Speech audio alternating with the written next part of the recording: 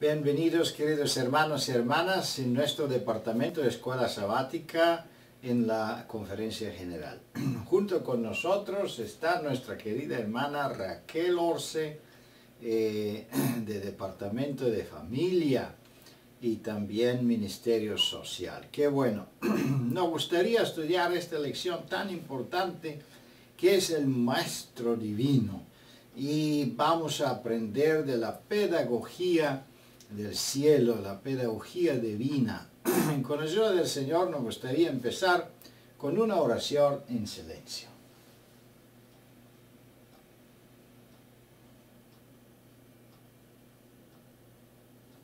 Amén.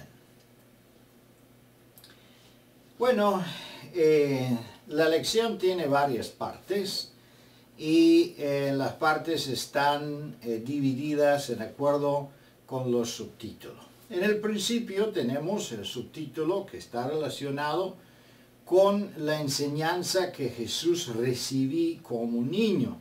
Y eso es importante para entender que Jesús como ser humano también necesitaba pasar por los pasos de la enseñanza, debía aprender. Como ser divino, Él fue el ¿cómo se llama? El omnisciente.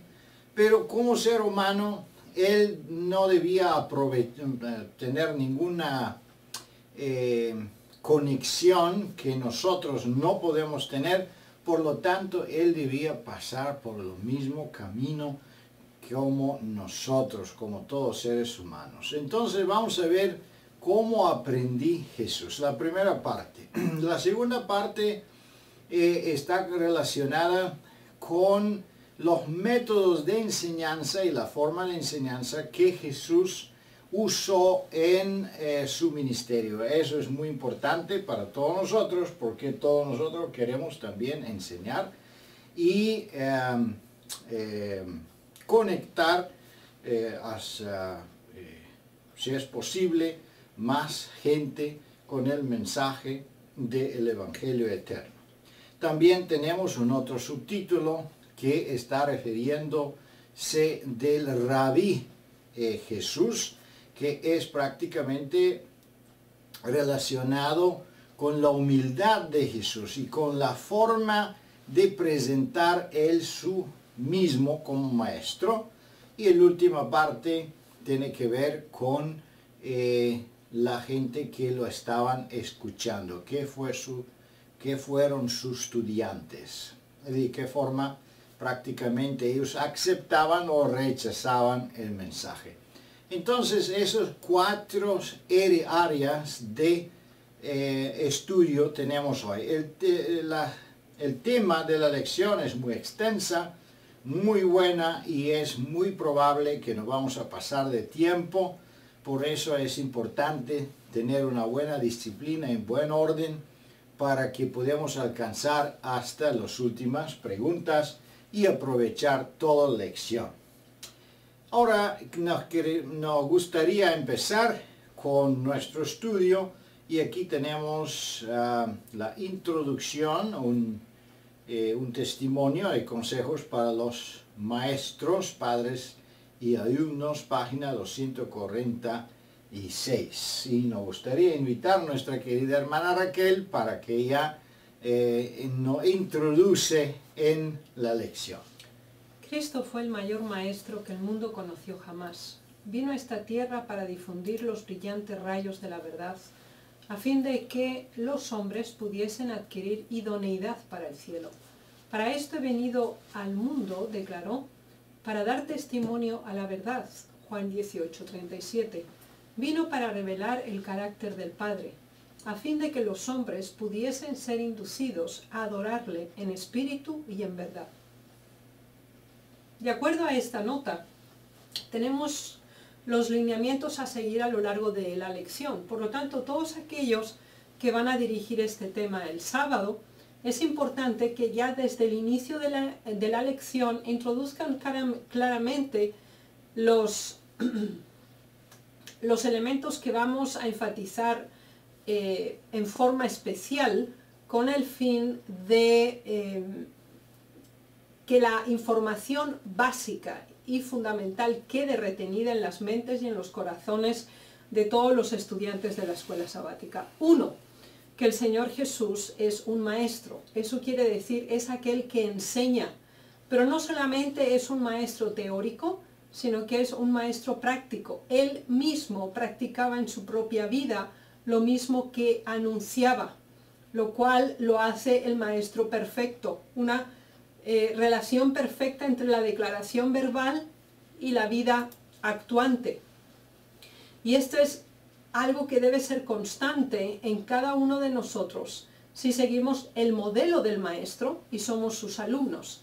El segundo elemento significativo que esta nota introductoria nos quiere subrayar específicamente es el hecho de que la razón por la cual el Señor Jesús no solamente se declaró a sí mismo maestro, sino que otros también lo llamaron así, es porque presentaba una perspectiva completamente diferente y un proyecto de vida que era totalmente novedoso, no porque antes no se hubiera sabido, sino porque la mayoría de las personas no lo seguían. Ese es un segundo elemento que vamos a ver a lo largo de la lección, donde se nos apela a que cada uno de nosotros, a su vez, seamos también portadores de enseñanza y nos convirtamos en maestros de otros, habiendo sido claramente discípulos del Maestro que es el Señor Jesús.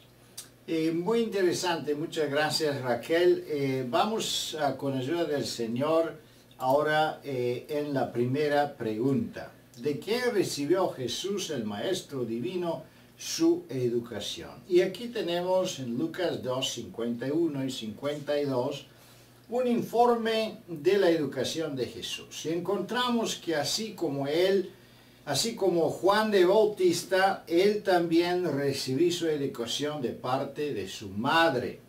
Él no visitó las escuelas de los rabinos, no fue educado en las sinagogas, por muchas razones. Sabemos que por la persecución él prácticamente creció hasta una edad afuera de Israel. Entonces, con los escritos, con los rollos de los profetas y el Antiguo Testamento, su madre lo enseñó. Y eso es un ejemplo para todos nosotros. Sabemos que en muchas ocasiones nuestros niños van en escuelas públicas, pero cuando se trata de la religión o se trata de la educación religiosa, no debemos permitir que otras personas se dediquen en la educación de nuestros niños. Es muy importante, queridos hermanos y hermanas, que eso se enfatiza en nuestra escuela sabática.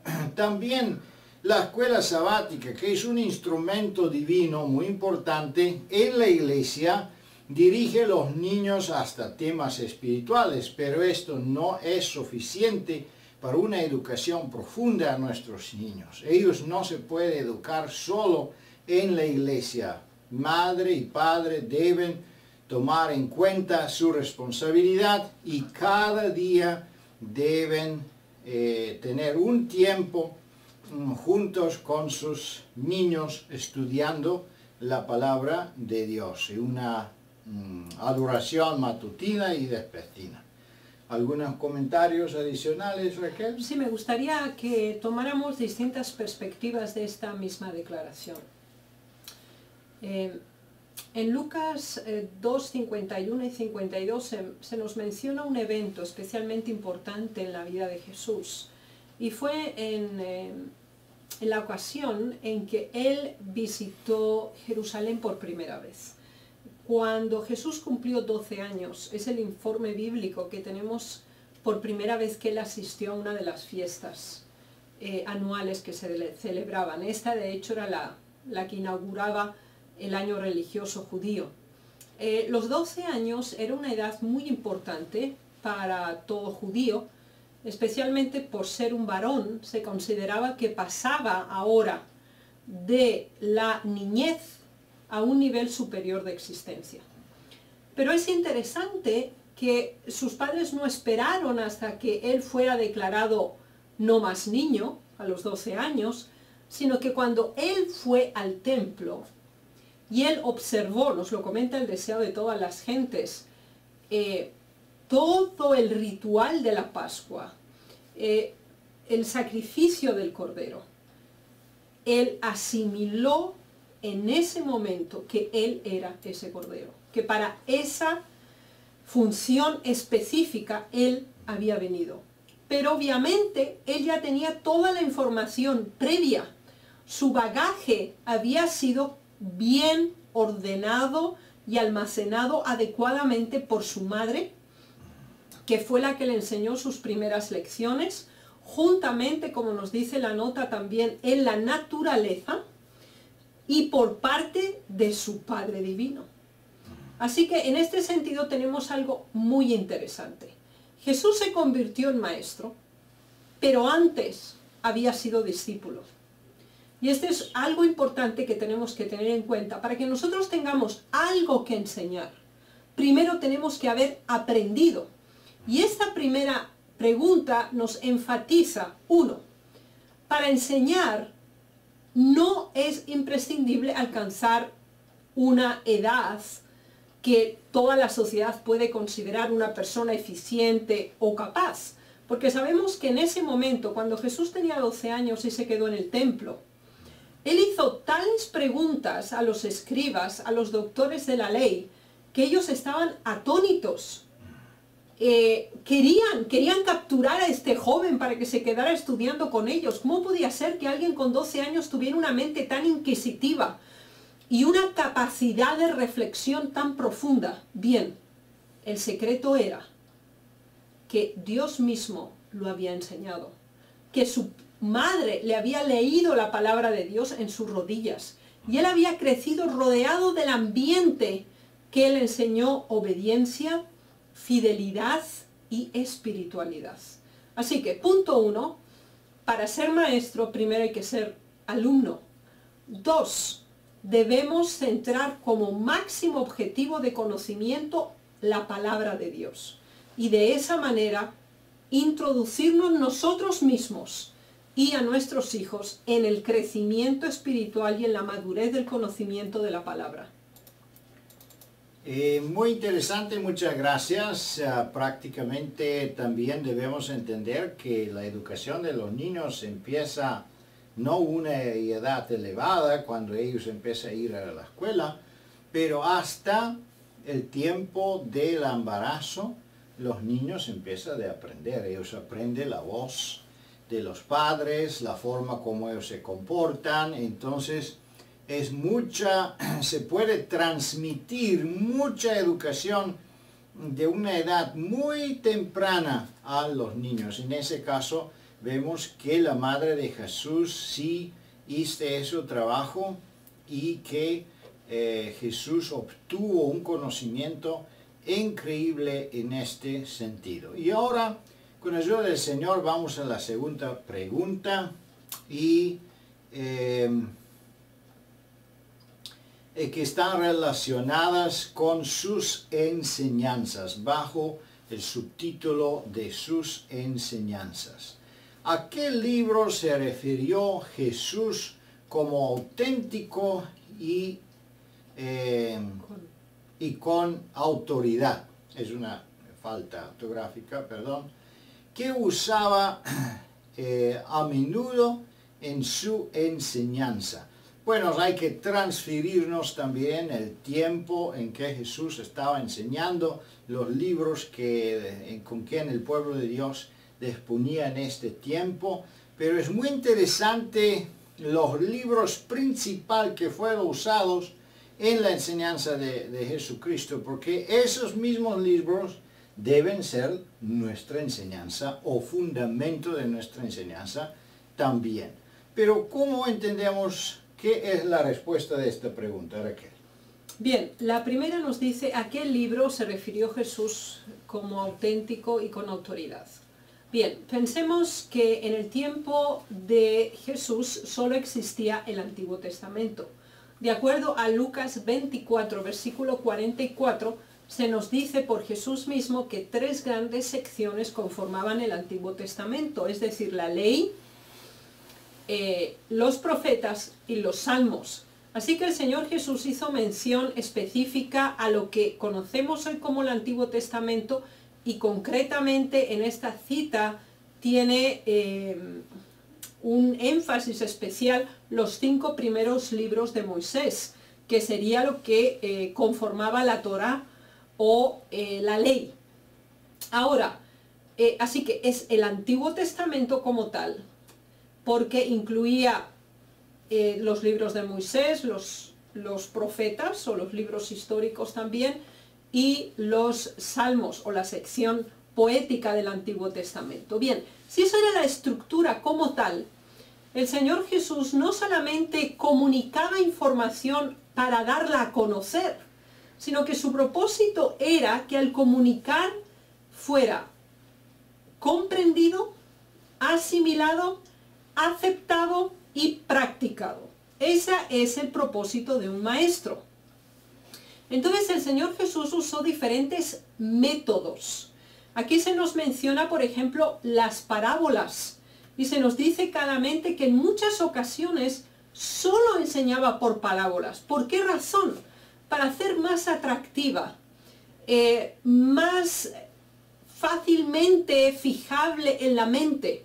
Si consideramos por un momento las parábolas, nos damos cuenta que la mayoría de ellos se refieren a cuestiones muy comunes de la vida habitual de cualquier persona de la época, como un campesino, una ama de casa, un padre, una madre, cuestiones realmente comunes que daban una enseñanza muda cuando de nuevo vieran este objeto. Si consideramos la parábola de las 3 medidas de harina donde se coloca levadura, bien, cada mujer que había escuchado esta historia y que hacía pan en forma regular, inmediatamente recordaba que el Señor Jesús había dicho que el reino de los cielos era semejante a ese pan que ella estaba amasando. Un mercader, un comerciante, recordaba la perla de gran precio, recordaba el tesoro viejo y el tesoro nuevo. El campesino, la parábola del sembrador, el pescador, la de la red, etcétera, etcétera. ¿Qué significa esto, hermanos? No todos somos alcanzados o impresionados por la misma parte de la verdad. Es bueno que ustedes se dirijan a los hermanos presentes y le digan, bueno, ¿qué les motivó a ustedes o qué les atrajo más de la palabra de Dios? Alguien le va a decir las profecías, otro le va a decir los evangelios, otro más va a decir pues los libros poéticos o los pensamientos de sabiduría, de Proverbios o Eclesiastés, o la fascinación increíble de los primeros libros de la Biblia. Bien, ¿eso qué quiere decir? ¿Por qué el Señor Jesús es el Maestro Divino? Es el Maestro perfecto. Porque Él daba la información de manera que pudiera ser aprendida, pudiera ser aceptada, retenida, recordada, rememorada y practicada. Muchas gracias, muy interesante. Los mensajes deben ser basados en la palabra inspirada. Por eso siempre es bueno usar ejemplos, libros históricos o libros de referencia, pero lo fundamental debe ser basado en las palabras inspiradas. Muchas veces nosotros hacemos un error por usar libros doctrinales que no son partes de las palabras inspiradas, o libros teológicos, o libros de enseñanza en cualquier tipo, pero que tiene de verdad poder, que tiene autoridad, son los libros inspirados del Antiguo y Nuevo Testamento de la Biblia y espíritu de profecía. Por eso, con ayuda de Dios, nos gustaría seguir el ejemplo de nuestro Señor Jesucristo, porque Él es el Maestro de todos los maestros. Y Él sabía cómo enseñar y dónde está el poder especial para la enseñanza. Ahora vamos con la ayuda de Dios al próximo punto. ¿Enseñaba Jesús solo durante las reuniones y aprovechaba muchas oportunidades diferentes. ¿Cuál era el objetivo del maestro divino? Es la pregunta número 3, y con ayuda de Dios queremos considerar aquí algunos versículos y también los testimonios. Nuestra querida hermana Raquel, si nos puedes dar la introducción de pregunta número 3. Sí, hermano, con mucho gusto. Es importante considerar lo bien estructurado que está la lección. Si recuerdan, la primera nos hablaba de la edad. Entonces, para recibir enseñanza de Dios, no importa la edad. Segunda pregunta, no importa tanto la sofisticación de la presentación, sino la adaptación del contenido al grupo humano o al individuo. Ese es nuestro segundo elemento. Porque de hecho esta lección es también un manual de evangelismo. Nos enseña cómo llevar a otros el mensaje y ser así maestro. Así que la edad no es un límite. Tampoco es el contenido, sino que el contenido tiene que ser adaptado al grupo humano, al oyente. Ahora, la tercera pregunta nos presenta otro elemento más que es muy importante. ¿Dónde enseñar? Si ya sabemos que la edad no significa nada para enseñar, en toda edad es tiempo para enseñar. El contenido siempre debe estar listo para comunicar. Ahora hablemos de la localización o el lugar o el espacio. Bien, tampoco este es un problema, porque el Señor Jesús, en los ejemplos que aquí tenemos, se nos habla estando Él en una mesa, en una fiesta, estando con un grupo humano grande. Por otra parte lo tenemos solo Él con una persona individualmente en el pozo de Jacob con la samaritana, haciendo una solicitud. Por otra parte lo encontramos en diferentes circunstancias, lugares, grupos humanos y también situaciones inclusive difíciles. ¿Eso qué quiere decir? Para enseñar siempre se van a presentar oportunidades diferentes. Así que el Maestro Divino, que es Jesús, nos muestra cuán flexible Él era y cómo estaba totalmente determinado a aprovechar la más mínima oportunidad y circunstancia para enseñar. Y esa es realmente la motivación que debemos tener. Y de hecho así ha sido con nosotros. Si estamos en una escuela sabática es porque estamos dispuestos a enseñar y ser enseñados. Muy bien, muchas gracias. Nos gustaría también considerar que Jesús tenía alumnos o gente que lo escuchaban de diferentes niveles de educación, diferentes niveles de conocimiento, y prácticamente eso fue lo más difícil y es hoy día lo más difícil de un maestro profesional, es la diferencia de conocimiento y del aprendizaje que tienen los alumnos. Pero en el caso de Jesús, Él tenía la capacidad de enseñar en tal forma que cada uno aprendía al nivel de sus posibilidades. Por eso Él usaba las parábolas, por eso Él usaba también los ejemplos, y la forma de enseñanza de Él fue algo muy especial, muy único. Con ayuda del Señor nos gustaría pasar en la próxima pregunta. La próxima pregunta 4 dice: ¿qué se puede decir acerca de su enseñanza? ¿Cuál era su doble clave para tener éxito como maestro? Aquí tenemos varios versículos bíblicos y nos gustaría considerarlo. Escudriñad las Escrituras, dice, porque a vosotros os parece que en ella tenéis la vida eterna. Una forma muy importante o una de las claves que Jesús usaba fue animar a sus alumnos o sus seguidores a escudriñar. Entonces significa que Jesús no proveía inmediatamente la respuesta formulada y determinada, pero dejaba lugares vacíos. Y eso es que la Biblia en todos los lugares tiene este mismo método. Nosotros no encontramos un libro de definiciones que debemos memorizar y aprender de memoria, pero para aprender las escrituras, para entender la enseñanza de Dios, necesitamos estudiar, buscar, escudriñar. ¿Y por qué es eso tan importante? Porque cuando nosotros hacemos esto y llegamos al momento de descubrir la verdad, nosotros mismos, Dios nos da un camino, Él nos muestra la dirección, pero nosotros activamente participamos en esta enseñanza y activamente participamos en el encuentro de la respuesta correcta.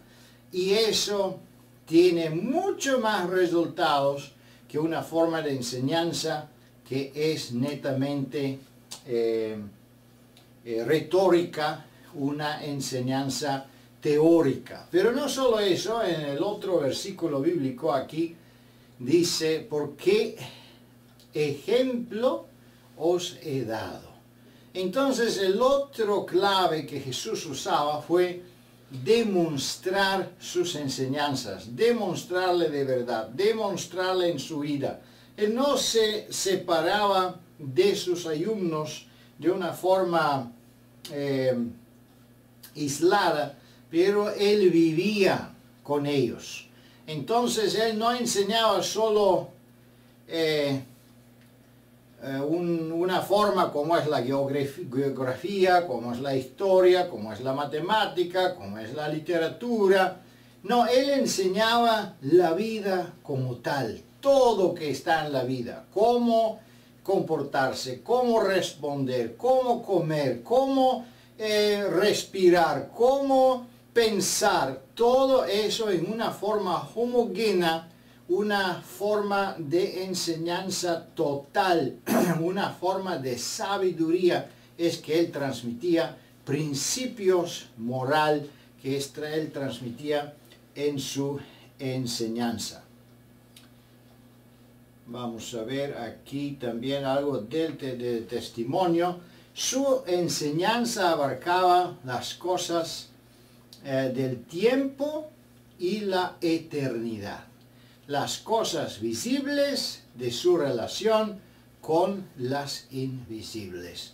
Por eso yo creo que está claro por qué, por ejemplo, la sierva del Señor se dirige con una declaración que nuestro Maestro Jesucristo fue el Maestro más grande, más importante de todo el mundo, porque Él enseñaba no solo cosas de esta tierra, no solo las cosas visibles, pero también de las cosas invisibles. ¿Algo más de las claves? Sí, solamente quería enfatizar que si ya se nos ha dicho que la edad no es un límite para aprender de Jesús, que las circunstancias tampoco lo son, tampoco el tipo de personas, la fuente del conocimiento es la palabra de Dios. Por eso no podemos simplemente absorber cualquier tipo de información que se nos da. La norma de conducta para salvaguardar la verdad como tal es la palabra del Señor. Y la segunda clave fundamental es vivir la misma verdad que el Señor nos permite con su poder realizar en nuestra vida. Amén, amén. Muy bien, muy bien. Vamos adelante en la lección. El otro subtítulo es el verdadero rabino. Vamos a la pregunta número 5. Después viene 6 y 7 bajo un otro subtítulo. Pero ahora la pregunta número 5 es muy importante, porque aquí vamos a ver la actitud que Jesús tenía con sus alumnos. Vamos a ver pregunta número 5. ¿Qué enseñó Jesús a evitar a sus seguidores con él sin de no atraer la atención a sí mismo. ¿Qué método usó Jesús? ¿De qué forma él habló? ¿Qué dijo para que no concentrar la atención de sí mismo? Claro, él es quizá el único que sí tenía toda la razón para concentrar la gente o la atención de la gente en su persona, porque fue el Salvador del mundo, pero no lo hacía. ¿Y cómo reaccionó él? Es interesante que la actitud más normal de todo individuo es que en el momento en que enseña, se coloca obviamente un escalafón más alto que los enseñados. Es decir, si está enseñando a alguien es porque obviamente dispone de un conocimiento que el que está recibiendo la información no tiene. Ese momento y ese tipo de relación de más a menos, visto desde una perspectiva humana sin el análisis espiritual del mismo, produce un exaltamiento del que enseña automáticamente. Así que es muy fácil llegar a un estado de superioridad o de exaltación propia por ese mismo hecho.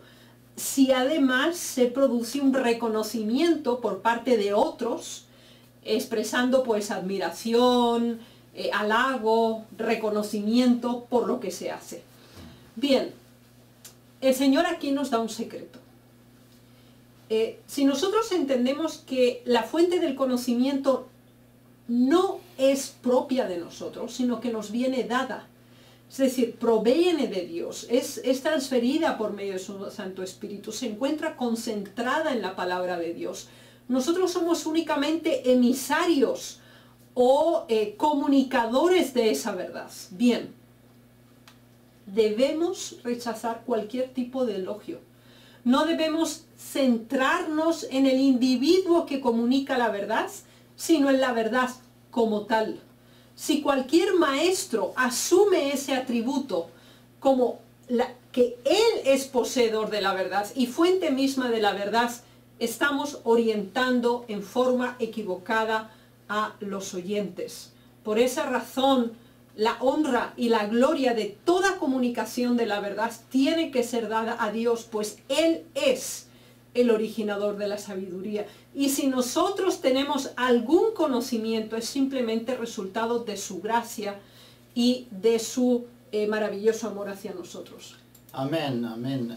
Muy interesante. Y rabino prácticamente en el tiempo de Jesús fue un título muy importante, un maestro, y sabemos que en el judaísmo tenemos varios rabinos famosos. Interesante es que no solo en el judaísmo, pero normalmente en este tiempo en la cultura griega también tenemos varios maestros que cada uno tenía su escuela y los alumnos también se identificaban con sus maestros. Recuérdense que Pablo, por ejemplo, decía, y yo terminé la escuela de Gamaliel, que significa que ya yo tenía una educación muy elevada. ¿Por qué? Porque este maestro fue famoso, un rabino famoso.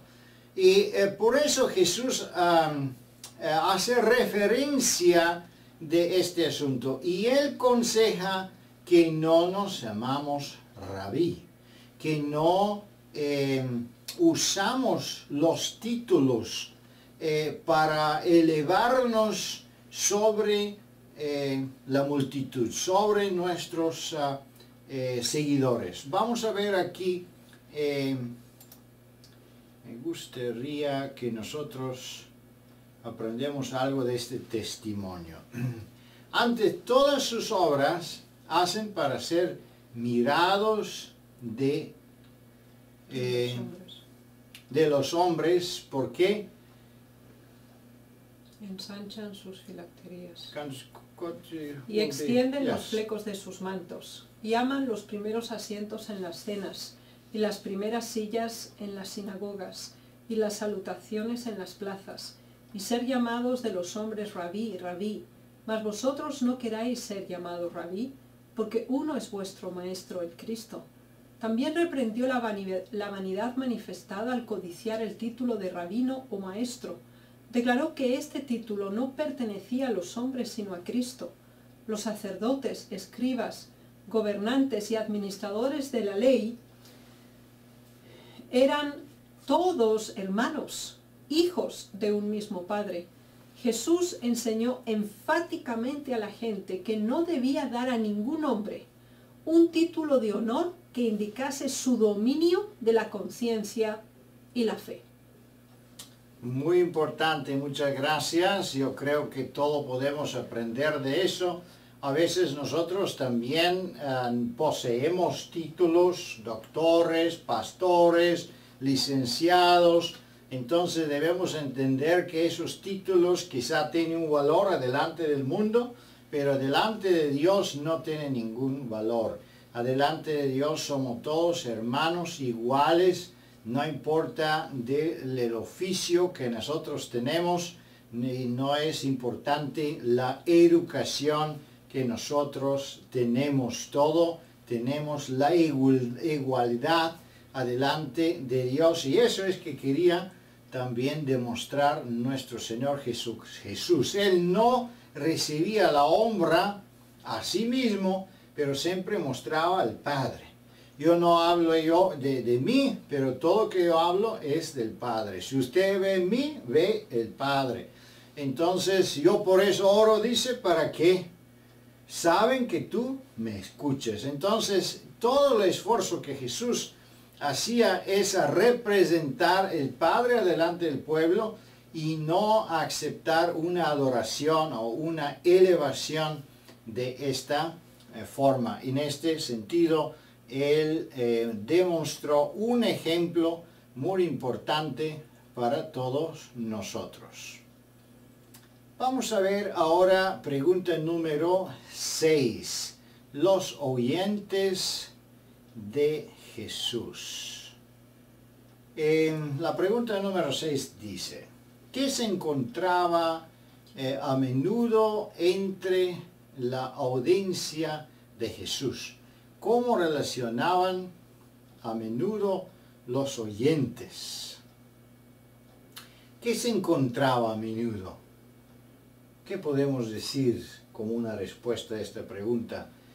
Nuestra querida hermana Raquel puede hacer una introducción de esta pregunta. Jesús generalmente era seguido por grandes multitudes, grandes grupos humanos, y ellos lo conformaban el común del pueblo, como nos dice el versículo. Era la generalidad de las personas, y eso es algo importante, hermanos, porque Jesús, como maestro divino, él no era selectivo. Es decir, la presentación del mensaje era genérico, es decir, no clasificaba edad, ni género, ni profesión, ni condición social, ni circunstancias. El Señor Jesús predicaba la palabra porque era el mayor bien que podía otorgar a la humanidad. Pero Él no lo predicaba por hacerlo simplemente, o por comunicar algo, no. Él predicaba de tal manera que la gente quedaba atónita. La gente se quedaba impactada con el mensaje y decía: nunca un hombre ha hablado como este hombre. Y se nos dice más, dice que se admiraban de la doctrina, ya que él predicaba con autoridad. ¿Por qué es tan importante este elemento? Cuando nosotros decimos algo, no es solamente significativo considerar el contenido de información que vamos a comunicar, que de hecho tenga un peso específico de contenido importante, sino que además debemos comunicarla con tan avidez, con tal entusiasmo, fe en el propio mensaje que se esté dando, que las personas queden impresionadas con esa verdad. Y ese era el caso de Jesús. La verdad era tan poderosa en sus labios. Su vida era el mayor de todos los ejemplos. Así que las personas estaban impactadas, extasiadas, admiradas, porque era la verdad y presentaba la verdad como tal. Muy interesante. Con otra palabra podemos decir que los estudiantes de Jesús, el pueblo, fueron, como dice aquí, fueron niños, fueron pueblo,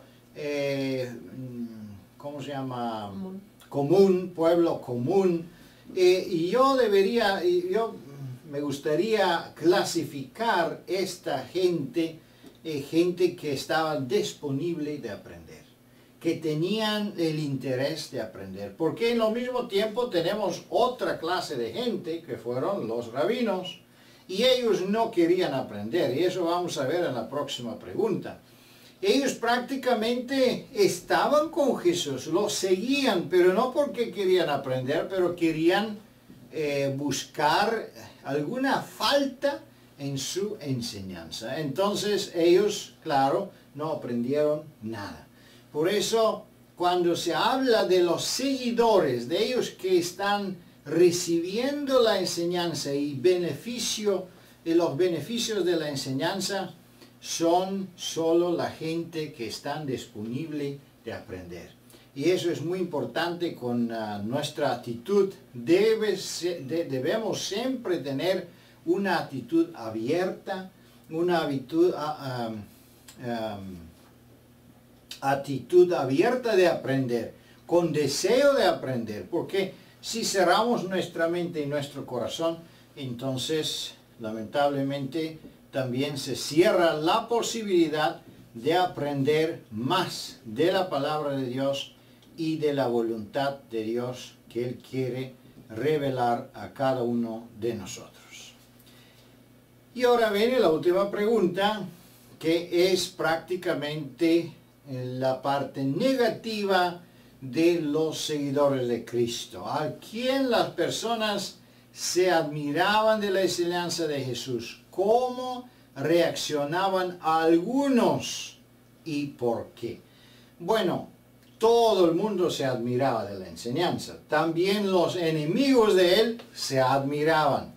Querían atraparlo, pero no podían. Querían encontrar una falta y no podían. Y eso fueron años y muchas oportunidades. Se admiraban de su sabiduría, se admiraban de su enseñanza. Pero en lo mismo tiempo, sabemos que muchos de ellos no aceptaron la enseñanza. Y no solo en su tiempo, pero hasta hoy hay muchos rabinos, muchos judíos que abiertamente rechazan la enseñanza, rechazan la existencia de Cristo. Otros aceptan la existencia de Cristo, pero rechazan su misión y función como Mesías. Y es tan triste de llegar a un punto tan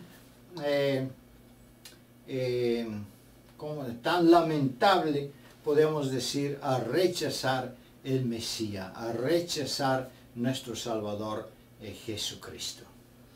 Yo creo que es importante considerar aquí el elemento del prejuicio y del orgullo propio. Los fariseos, aunque rechazaban y demostraban públicamente su desprecio hacia Jesús como maestro, no podían negar que la presentación de la verdad que él hacía era poderosa, que lo que él decía era verdad, que lo que él decía no era contrario a las escrituras reveladas. Pero sí querían levantar el prejuicio, porque si no queremos aceptar algo, buscamos defectos. Entonces aquí había varios elementos que se tomaron en cuenta respecto a Jesús. Uno, bueno, ¿cuál es su currículum o su hoja de vida, podríamos decir? ¿En qué universidades ha estudiado? ¿Cuáles han sido sus maestros? ¿En qué instituciones se ha formado? Esto era el elemento más simple para descalificarlo. ¿Por qué razón? Porque no eran ellos quienes lo habían enseñado. Cuando nosotros tendemos a rechazar algo que es verdad, es porque consideramos que cómo puede ser que no seamos nosotros que lo sepamos. O cómo alguien más puede saber más que yo.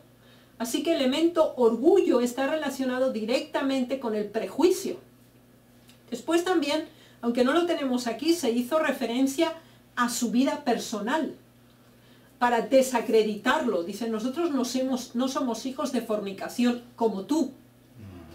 Entonces, se intentó descalificar su formación académica, también descalificarlo por su origen familiar. Se le intentó descalificar también porque él recibía a todas las personas, ¿ya? Entonces decían, bueno, él va con los publicanos, él va con los samaritanos, él va con los que nosotros consideramos que no son dignos de tener relación. Así que tanto el nivel académico como el nivel social, como también el origen. Y esos son tres elementos muy significativos por el que se puede desacreditar a una persona.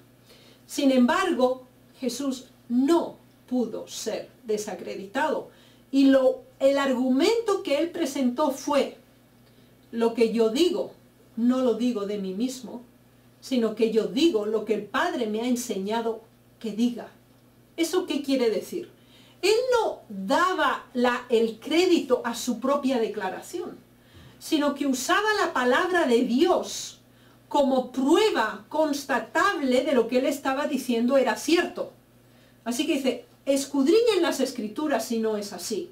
No está escrito de esta manera, no se declaró por los profetas así, no se le enseñó al pueblo de Dios así. Entonces, ¿eso qué quiere decir, hermanos? Que cuando nosotros seguimos el ejemplo de nuestro Maestro, siendo nosotros sus discípulos, 1, debemos enseñar indistintamente de la edad. 2, indistintamente de las circunstancias. 3, indistintamente de la situación en que la persona pueda ser o las características que ésta tenga como tal. Próximo punto es que consideramos la palabra de Dios sobre la cual estamos fundamentados. Nunca deben añadirse o manipularse interpretaciones personales, sino la palabra de Dios debe ser la base y también un escrito está. Muy bien. Entendemos, queridos hermanos y hermanas, que debemos siempre tener la disponibilidad de ser enseñado, de aceptar una enseñanza. Con este espíritu podemos entrar cada día de nuevo a estudiar la palabra de Dios, a buscar, a escudriñar, a recibir Espíritu Santo. Si entramos con prejuicio, predisposiciones, muchas veces podemos rechazar la verdad, y eso es lo que sucedió también con muchos de los rabinos. Vamos ahora en los testimonios relacionados a la meditación, y aquí tenemos un testimonio interesante. Me gustaría mencionar solo algunas líneas. Los que siguen a Jesús le agradan cuanto muestran que, aunque humanos, son partícipes de la naturaleza divina. No son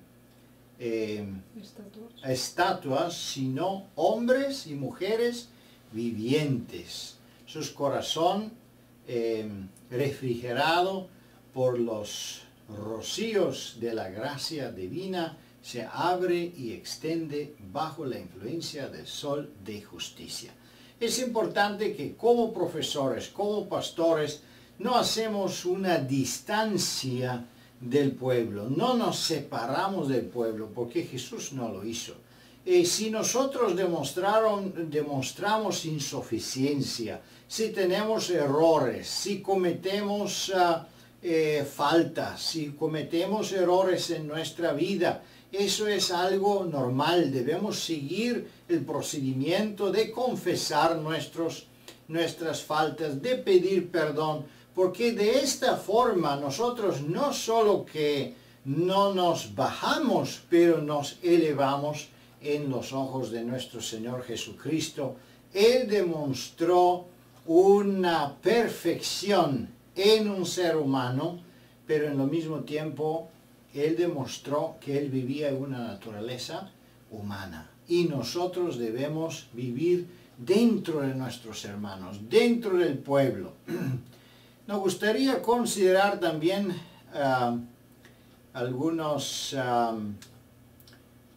testimonio, aquí el segundo testimonio.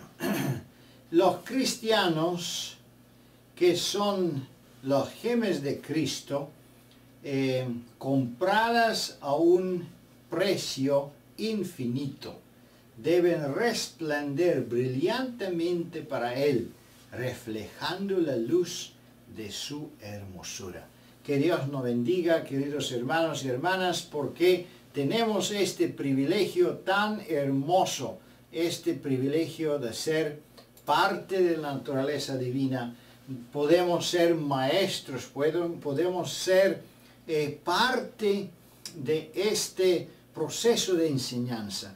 Porque Jesús no solo transmitía conocimiento, pero Él hacía a sus discípulos profesores y ellos seguían también de enseñar. No nos desanimamos, seguimos adelante con ayuda del Señor. Algunas palabras para cerrar la lección, hermana Raquel. Sí, yo sugeriría que cuando cada maestro de la escuela sabática se encuentre cerca del fin de la lección, apele a los estudiantes a que mencionen los puntos más significativos de la lección. Es decir, ¿qué elementos del ministerio de Jesús como maestro son altamente significativos para nosotros que somos sus discípulos, como también el modelo que debemos seguir?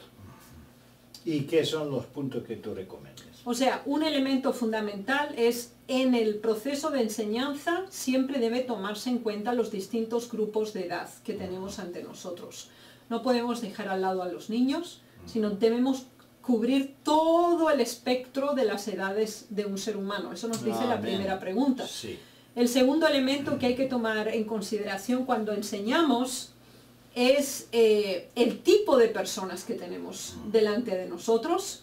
Debemos considerar también las ocasiones y las oportunidades, deben ser aprovechadas, especialmente los lugares de reuniones de personas, los grupos que se reúnen, como también los grupos individuales. Por su parte, siempre nuestra base de formación para transmitir la verdad debe ser única y exclusivamente la palabra de Dios. Pero con el fin de que la palabra tenga poder, también tiene que ser vivida por el mismo que la presenta. Amén. Es decir, tiene que haber una relación directa entre la presentación teórica y la vida práctica de que la presenta. Además, tiene que presentarse con poder. Tenemos que creer lo que estamos enseñando. Tenemos que sentirnos llenos del poder de la verdad para poder transferirla. No debemos permitir que los prejuicios o ideas preconcebidas nos separen del verdadero maestro, que es Cristo. Y debemos ceder a el maravilloso poder que el Señor tiene para dejarnos enseñar por Él. Y otro elemento muy significativo es esa esfera común que el Maestro Divino crea. Todos somos seres humanos y delante de Él debemos tratarnos como hermanos, ninguno como superior u otro como inferior. El único hacia el cual nosotros nos dirigimos como ser superior es nuestro Maestro Divino, que es el Señor Jesús. Amén, qué bueno. Muy interesante. También debemos entender que para que podamos transmitir un conocimiento tan importante, debemos tener amor, debemos tener un sentir y debemos vivir dentro del pueblo, juntos con el pueblo, y no elevarnos como algo especial como hicieron los rabinos. Que Dios le bendiga y le guarde, queridos hermanos y hermanas. Un feliz sábado y por favor recuérdense a promover la página web de Departamento Ministerial. Compartan con sus amigos, con los interesados y especialmente con los miembros aislados para que ellos escuchen estas lecciones y podemos de esta manera aprovechar el máximo de la palabra del Señor.